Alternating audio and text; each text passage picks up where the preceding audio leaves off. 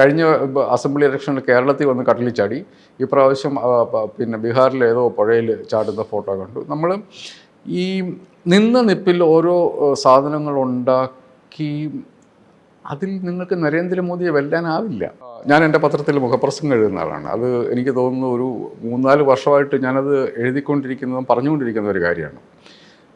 നിങ്ങൾക്ക് BJP എന്ന് പറയുന്ന ഒരു 24/7 മെഷീനാണ്, ഇലക്ഷൻ മെഷീനാണ്. ഒരു സംഘടന എന്ന് പറയുന്നത് അത് അമിത്ഷായെ പോലെ അവസാനത്തെ പോയിന്റും എങ്ങനെയാണ് തെരഞ്ഞെടുപ്പ് ജയിക്കേണ്ടതെന്നുള്ളതിനെക്കുറിച്ചുള്ള സ്ട്രാറ്റജി ഓരോ പ്രാവശ്യവും റിഫൈൻ ചെയ്യുകയും റീവർക്ക് ചെയ്യുകയും റിസൾട്ട് ഉണ്ടാക്കുകയും ചെയ്യുന്ന ഒരു അദ്ദേഹം നയിക്കുന്ന ഒരു മെഷീനറി. അതിനോടാണ് ഇടയ്ക്കെപ്പോഴോ വന്ന് എന്തെങ്കിലും ഒന്ന് പറഞ്ഞ് അന്തരീക്ഷത്തിലേക്ക് പോകുന്ന കോൺഗ്രസിൻ്റെ politics. Rahul Gandhi is not seen there. അത് രാഹുൽ ഗാന്ധി ഇപ്പം എനിക്ക് തോന്നുന്നു ഇന്ത്യയിലുള്ള എല്ലാ രാഹുൽ ഗാന്ധിയെ പിന്നെ ആദരവോട് കാണുന്ന എല്ലാ മനുഷ്യരിലും ഈ ഒരു കാര്യമുണ്ട്. ഒരു വ്യക്തി എന്ന നിലയ്ക്ക് അദ്ദേഹം ഗംഭീരനായ ഒരു മനുഷ്യനാണ്. അദ്ദേഹത്തിൻ്റെ ഹിസ് കമ്മിറ്റ്മെൻറ്റ് ടു ഡെമോക്രസി, അതിലൊന്നും എനിക്ക് യാതൊരു തർക്കവുമില്ല. പക്ഷേ നിങ്ങൾ എതിരിടുന്നത് RSS എന്ന് പറയുന്ന ഒരു ഓർഗനൈസേഷനെ ആണെന്നും അതിൻ്റെ വിവിധ മാനിഫെസ്റ്റേഷനുകളെ ആണെന്നും യാതൊരു ധാരണയില്ലാത്ത പൊളിറ്റീഷ്യനാണ് രാഹുൽ ഗാന്ധി എന്ന് പറയേണ്ടി വരും. അദ്ദേഹം RSSനെ ഇപ്പോൾ നേരിട്ട് എതിർക്കുന്ന ആളുകളിൽ ഒരാൾ, അപൂർവം എതിർക്കുന്ന ആളുകളിൽ ഒരാൾ രാഹുൽ ഗാന്ധിയാണ്. പക്ഷേ അത് വാ കൊണ്ട് വർത്തമാനം പറയുന്നു എന്നുള്ളതല്ലാതെ സേതു ഇപ്പോൾ പറഞ്ഞതുപോലെ, അതായത് RSSൻ്റെ പൊളിറ്റിക്കൽ മാനിഫെസ്റ്റേഷനായി BJPയെ തെരഞ്ഞെടുപ്പിൽ പരാജയപ്പെടുത്തുക എന്നുള്ളതാണ് തൻ്റെ ലക്ഷ്യം എന്ന് ഇന്നുവരെ മനസ്സിലാക്കാത്ത ഒരു രാഷ്ട്രീയ നേതാവാണ് രാഹുൽ ഗാന്ധി. അദ്ദേഹം കഴിഞ്ഞ അസംബ്ലി ഇലക്ഷനിൽ കേരളത്തിൽ വന്ന് കടലിൽ ചാടി, ഇപ്രാവശ്യം പിന്നെ ബീഹാറിലെ ഏതോ പുഴയിൽ ചാടുന്ന ഫോട്ടോ കണ്ടു. നമ്മൾ ഈ നിന്ന നിപ്പിൽ ഓരോ സാധനങ്ങൾ ഉണ്ടാക്കി അതിൽ നിങ്ങൾക്ക് നരേന്ദ്രമോദിയെ വെല്ലാനാവില്ല. ഇത്തരം ഈ മനുഷ്യർക്ക് ഇഷ്ടപ്പെട്ട കാര്യങ്ങൾ പറയുകയും ചെയ്യുകയും ചെയ്യാൻ വേണ്ടി നിങ്ങൾക്ക് നരേന്ദ്രമോദിയെ വെല്ലാനാവില്ല. അതിൻ്റെ അപ്പുറത്തേക്ക് നിങ്ങളതിൻ്റെ അപ്പുറത്തുള്ള രാഷ്ട്രീയം, വളരെ സാധാരണ മനുഷ്യരെ ബാധിക്കുന്ന മനുഷ്യരുടെ പ്രശ്നങ്ങൾ, അതിന് ഇപ്പം വില്ലേജിൽ വീടില്ലാത്ത, കൊച്ചു ക്ഷേത്രം, ആരാധനാലയങ്ങളില്ലാത്ത, റോഡില്ലാത്ത ഗ്രാമങ്ങളിൽ ചെന്ന് അമിത്ഷാ പറയണം നമ്മളിവിടെ 100 കണക്കിന് കോടി രൂപയുടെ ഒരു ക്ഷേത്രം പണി എന്ന് പറയുമ്പം അതല്ല നിങ്ങളുടെ പ്രശ്നം. നിങ്ങൾ ക്ഷേത്രം പണിയണമെങ്കിൽ പണി, ഇത്രയും വർഷം നിങ്ങൾ ക്ഷേത്രങ്ങളില്ലാതിരുന്നു. പക്ഷേ നിങ്ങൾക്ക് ഇമ്മീഡിയറ്റ് ആയിട്ട് നിങ്ങളുടെ കുഞ്ഞുങ്ങളെ പള്ളിക്കൂടത്തിൽ വിടണം, അവർക്ക് പോഷകാഹാരം കൊടുക്കണം, നിങ്ങൾക്ക് ഒരു വീട്ടിൽ താമസിക്കണം.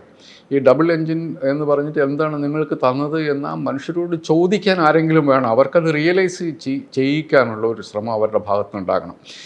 ഇത് ഉണ്ടാവാത്തിടത്തോളം കാലം ഈ പ്രശ്നത്തെ, അതായത് RSS BJP മുമ്പോട്ട് വെക്കുന്ന രാഷ്ട്രീയം, അതിനെങ്ങനെ വോട്ട് പിടിക്കാമെന്നുള്ളതിനെക്കുറിച്ച് അവർക്കെല്ലാം ധാരണയുണ്ട്. അതല്ലാത്ത ഒരു രാഷ്ട്രീയത്തെ മുമ്പോട്ട് വെച്ചെങ്കിൽ കഴിഞ്ഞ ലോക്സഭ ഇലക്ഷൻ നമ്മളത് കണ്ടു. കഴിഞ്ഞ ലോക്സഭ ഇലക്ഷൻ ഇവിടെ ബീഹാറിൽ കിട്ടിയില്ല, പക്ഷേ ഉത്തർപ്രദേശിൽ എന്താണ് സംഭവിച്ചത്? ഉത്തർപ്രദേശിൽ സംഭവിച്ചത് RSS BJP വീണ്ടും അധികാരത്തിൽ വന്നാൽ ഇന്ത്യയുടെ ഭരണഘടനയെ അവർ അട്ടിമറിക്കും എന്നുള്ള ഒരൊറ്റ ഇതിൻ്റെ പുറത്ത്. അപ്പോൾ അത് നമ്മുടെ ഏറ്റവും സാധാരണക്കാരെ മനുഷ്യരെ സംബന്ധിച്ച് അതൊരു വലിയ പ്രശ്നമാണ്. പ്രത്യേകിച്ച് പിന്നോക്ക ജാതിക്കാരായ മനുഷ്യരെ സംബന്ധിച്ചിടത്തോളം അവരുടെ എക്സിസ്റ്റൻസ്. ഇപ്പോൾ ബീഹാറും ശരിക്കും പറഞ്ഞാൽ ഉത്തർപ്രദേശിനേക്കാളും പൊളിറ്റിക്കലി കോൺഷ്യസ് ആയിട്ടുള്ള ഒരു നാടാണ്. അവിടെ കോൺഗ്രസ് ഇവിടെ RSS BJPക്ക് എതിരായിട്ടുള്ള പൊളിറ്റിക്സ് അല്ല കളിക്കുന്നത്.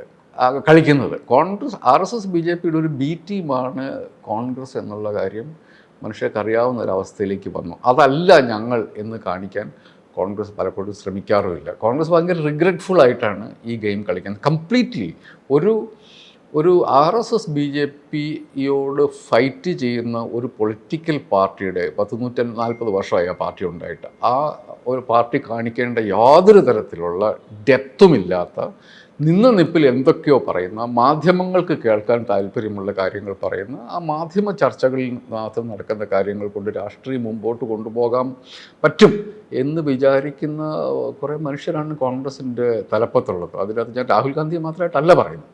അവരുടെ വാർ റൂം എന്നൊക്കെ പറഞ്ഞിട്ടുള്ള ഈ അസംബന്ധത്തിൽ അവിടെ എന്താണ് സംഭവിക്കുന്നതെന്ന് പോലും നമുക്കറിയത്തില്ല.